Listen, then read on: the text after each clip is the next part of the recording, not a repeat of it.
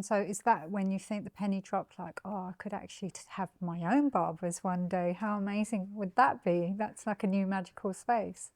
No, funny enough, I never planned to have my own barbershop either. It was never, I always said at the time that anything I have planned is always going to be in this shop that I was working in.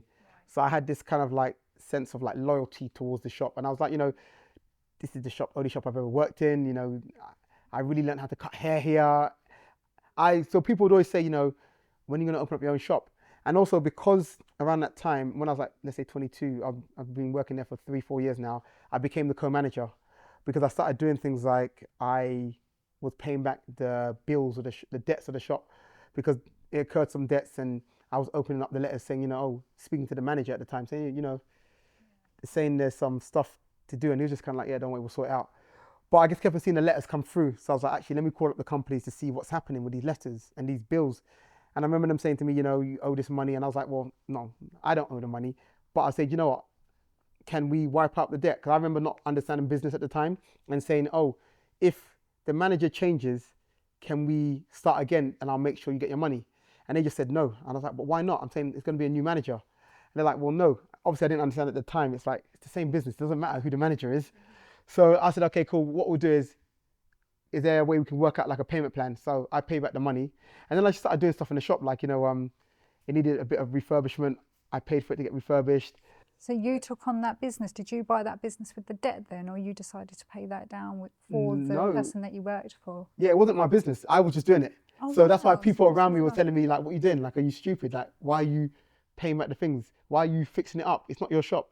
And you know what? I don't know. I just did it because I said, you know what? I work here. You like the environment. You want it to be the best environment. Yeah, I just thought I work here. I don't want the shop to close down. So pay back the debts, fix up the shop a little bit because I work here. That was my sole thing. It wasn't to do with me becoming a manager. I wasn't the manager. I was just a worker in the shop. I wasn't thinking about opening up my own shop. And then from that moment, what happened was because I was doing all those things there, I became a manager of the shop because I'm doing all the things the manager does and more. Because the manager doesn't pay for things out their own pocket. They just manage the store. But because I was doing all of those things there, it's like, okay, now you're the manager. And then moving forward, I hired all the barbers in the shop, except for the one barber that the original manager that actually hired me. Right. So he hired me, he was still there.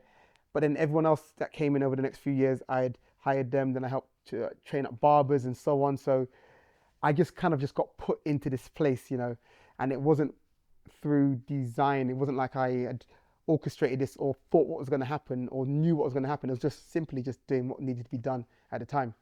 But it benefited me a lot though, because when I did decide to open up my own barbershop, which was after that moment, you're talking about, I don't know, 10 years after that, okay, I had all this experience because I had run the shop.